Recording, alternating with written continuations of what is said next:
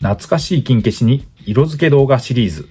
今回は2008年発売の金消し復刻版パート1の夢の超人タッグ編モンゴルマンをペイントします。赤タイツの原作カラーを参考にいつものように水性アクリル塗料で色付けをしました。金消し復刻版夢の超人タッグ編当時のカプセルに同梱されていたブックレットです。この段は復刻版の第1弾。当時ものレギュラーサイズから厳選されたタッグ編決勝トーナメント出場の超人がそれぞれタッグチームで2体カプセルに入っているという設定のラインナップでした。復刻版は金型の関係で若干サイズが小さめ。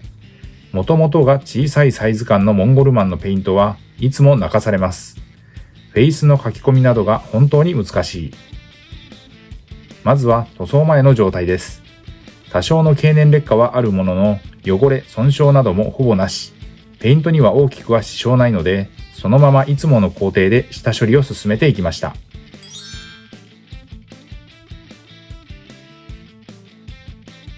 塗装後のレビューを先に。今回は原作カラーリングイメージ。基本的には肌カラーに白、赤、黒による彩色になりました。下処理からペイントの様子は記録していますのでここから詳しくご覧ください。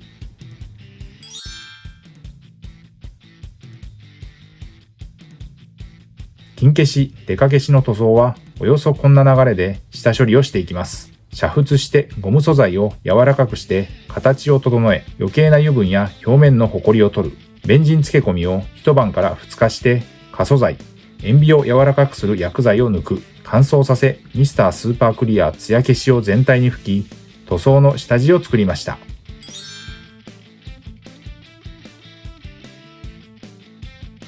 そして塗装です。ペイントの様子は使用したカラーごとに見ていきます。ベースとして全身にまずファレホのモデルカラーライトフレッシュを塗りました。よく下地作りに使っているかなりライトなフレッシュカラーです。ひと手間ですがこの下地のあるなしでその後の色のりは違ってくるので漏れなくしっかり塗っていきます。下地の完全乾燥の後黒から塗装をスタートです。目元には墨入れ的に水分を十分に含ませた状態で、あとは2000万パワーズのショルダーアーマーと弁髪などの頭部とシューズにゲームカラーのブラックを使用です。ウォーズマンのスクリュードライバーで植物人間状態となったラーメンマンが行き着いた終点山でドクターボンベに黎明木から作ってもらったモンゴルマンマスク。超人タッグ編ではバッファローマンと2000万パワーズを結成し準決勝まで勝ち上がりました。次に赤、ゲームカラーのブラッディレッドです。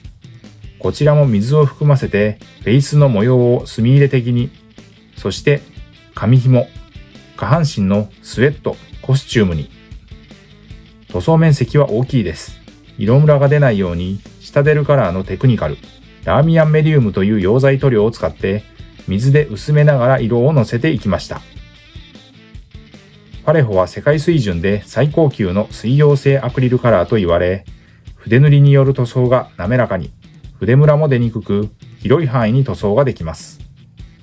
そして肌カラーです。モデルカラーのベーシックスキントーンを使用しました。フィギュア塗装では文字通り標準的な肌カラー。塗って別の箇所の作業のうちに乾いてくるので、結果的に2度ほどの重ね塗りでしっかり色をのせました。筆で塗りに行くとムラになってしまいがちなので、先端で叩いて色をのせるイメージで作業をしました。モデルカラーはファレホの筆塗りのスタンダードです。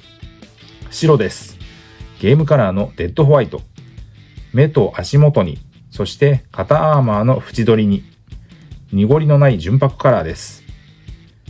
最後はゲームカラーのシルバーです。アーマーの塔の文字の書き入れとチェーン、バンド部分に。かかった時間は約50分の塗装でした。ゲームカラーはファンタジックな特別色で粘度は低め、隠蔽力、塗膜は強い特性を持っています。塗装後はソフト99コーポレーションのボデーペン、クリアを全体に吹き付け乾燥させて完成です。台座をつけて塗装後です。フロントビューからリアビューまで。ということで今回は筋肉マン金消し塗装復刻版の夢の超人タッグ編シリーズからモンゴルマンを原作カラーを参考に水性アクリル塗料にてペイントをしました。ご視聴ありがとうございました。次回の動画をお楽しみに。チャンネル登録、高評価、引き続きの応援のほどよろしくお願いします。